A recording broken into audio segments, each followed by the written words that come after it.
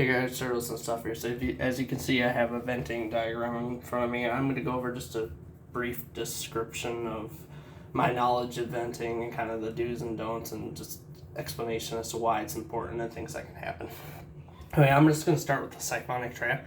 So here's your typical North American siphonic trap. And basically for gravity-fed siphonic designs, what you need is you need the inlet to be higher than the outlet, which as you can see is the case in this, and you need gravity and air displacement.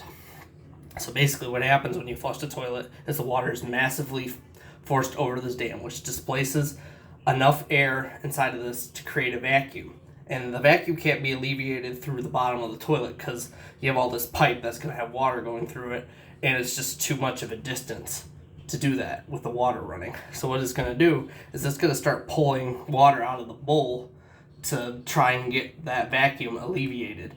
And what will happen is it'll pull the waste out and also get air in there at the same time.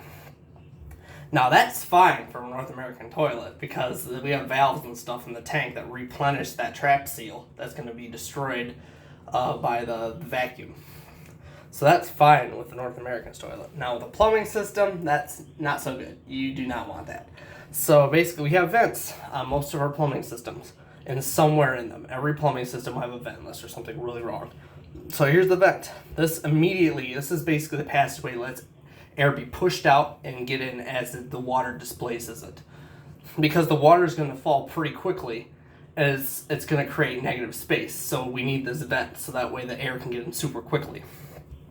Now here's a washdown toilet. As you can see, it goes straight into the vent. So there's no vacuum that can be created because the water is going to fall and the air is going to be replaced immediately because of that vent. So there's no way there can be any negative space in that pipe because of this vent here. And the same thing with this, exact same thing. Now here is where a problem exists. Now in this case scenario, sinks are not supposed to be siphonic because they don't have valves that are going to refill the trap seal. So with this Y right here, and in this particular example, I don't think this would be a problem, but if this had a little bit longer riser, what will happen is if you get enough water going through here, now with little amounts of water, it's not going to be able to displace enough air to create a vacuum. But if you fill the sink up and let it go, it will do that.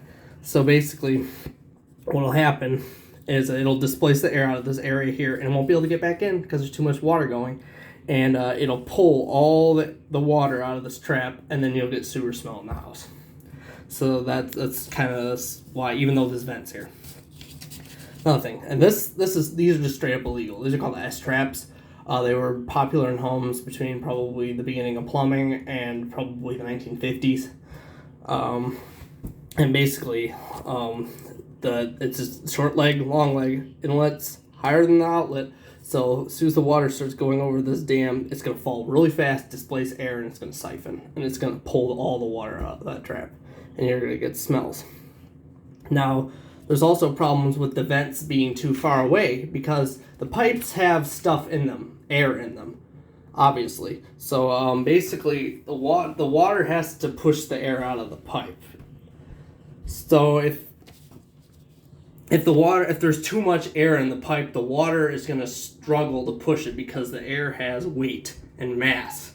So as there's a lot of it, it's going to take a lot more pressure to push it out of the pipe. So in the case scenario like this, the vent is really far away from the toilet. So the toilet, as you flush it, water has to push all this air out. And what can happen, because it's so difficult for the water to push it, if there's any fixtures on this line with no vents on them, you'll get bouncing in the trap or bubbling because the air is being compressed and it's going to push up into those fixtures as it's running. Now if there's vents on those fixtures, that's fine. The air will just go up the vent and up to the vent stack. But generally you do not want toilets or anything far away from vents because the air needs to be able to get in and out easily to equalize the pressure of the thing. Another important thing is pitch. You want a decent amount of pitch. You want about 1/2 inch per football. It can't really go any further than the diameter of the pipe per footfall. Per footfall, I think that's the right word. Otherwise, number one, the waste that's in the pipe, if it's a bigger pipe, the water will flow past it before it gets out of the pipe.